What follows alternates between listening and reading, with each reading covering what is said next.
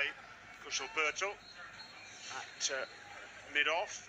Yeah, he did brilliantly from the commentary box position. We watched as the delivery was bowled, it was almost halfway down. Birtel charged across to the offside in order to go and cut that off. And Quinton de Kock might have thought that the placement was going to be really good. He could get it away to the fence, but brilliant bit of fielding.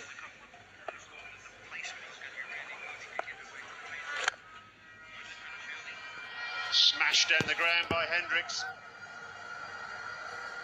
Needed boundary for him and for South Africa. Yeah, just the release that Reza Hendrick needs. He needs to find the middle of the bat a little bit more, and on this occasion, getting that half volley that he wants. 1 of 9 at that point, but he's always 2 hits away from catching up with that strike rate. Just like that, getting one that's a bit of a drag down. Batters are getting on a bit of a roll now. Well, from yesterday, we saw plenty of turn and plenty of bounce on this surface as well. The spinners really enjoyed operating here. I do think they gave it a chance. They're hovering around 80 or 90 kilometers per hour. Aries firing it in there at over 100. There he's got it. He's managed to have one that's perfectly placed from a length perspective, maybe holding up on the wicket. That's what Quinton de Kock's tending to suggest. And Nepal have got there first.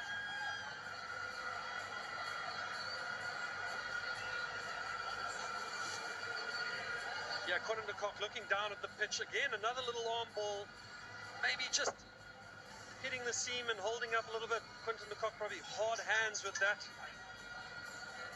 It's always a good opportunity when you take caught and bowled.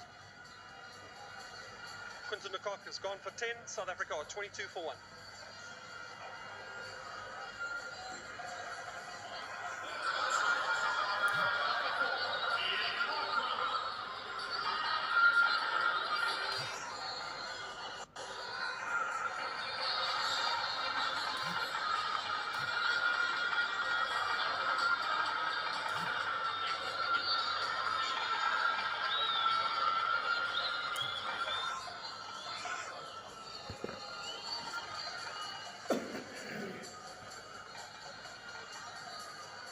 South African captain Aiden Markram in at number 3. He's there because once again the South African opening pairing hasn't worked. Their last 5 stands in T20Is, 9, 10, 0, 11 and now 22 this evening.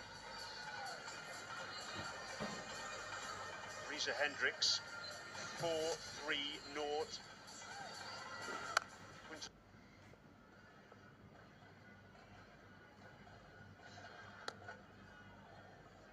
Beautifully bowled.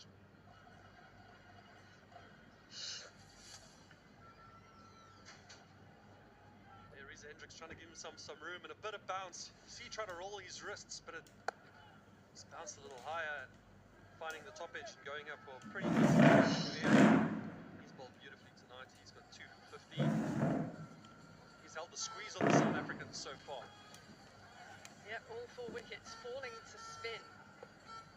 Here, this Nepal side.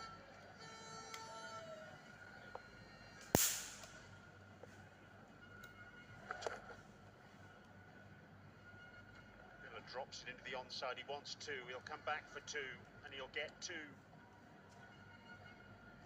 4 overs to go in this South African innings. They're 85 for 4.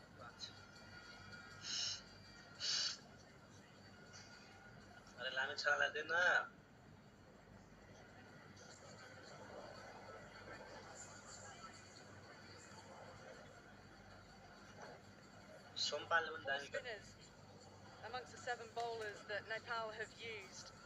The return of Sandeep Lamishane, absolutely significant in that. Look at that economy. Even though he hasn't been amongst the wickets, he puts so much pressure on.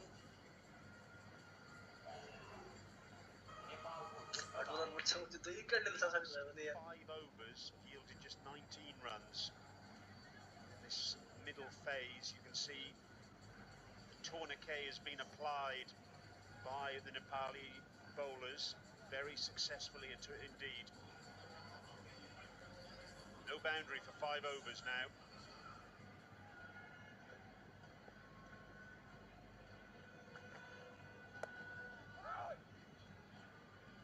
Lamichan has had it on a string this evening, hasn't he?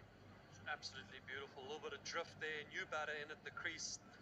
And things are just getting more difficult for South Africa right now. And he's gone through his 2 overs, 3 overs, only gone for 8 runs. Stubbs pulls out the sweep shot, and it's gone for 4. Oh dear, dear, dear. Watch the spin is always the call in that situation, and Karen KC most assuredly didn't. It's the first boundary in 33 balls, and Tristan Stubbs pulling out the big sweep. He's one of South Africa's tallest players there, so the old snake in the field as it spins. Unfortunate that for the bowler. But the taller batters might be the guys that South Africa will look to get to right now. They get to the bounce a little bit better than the rest of the batters. It's a good reverse sweep. Good run away for a couple runs for Tristan Stubbs. It's the first boundary that Lamashane has conceded. They have been few and far between across his whole South Africa innings. There's some dampness certainly on the grass now as well for this night.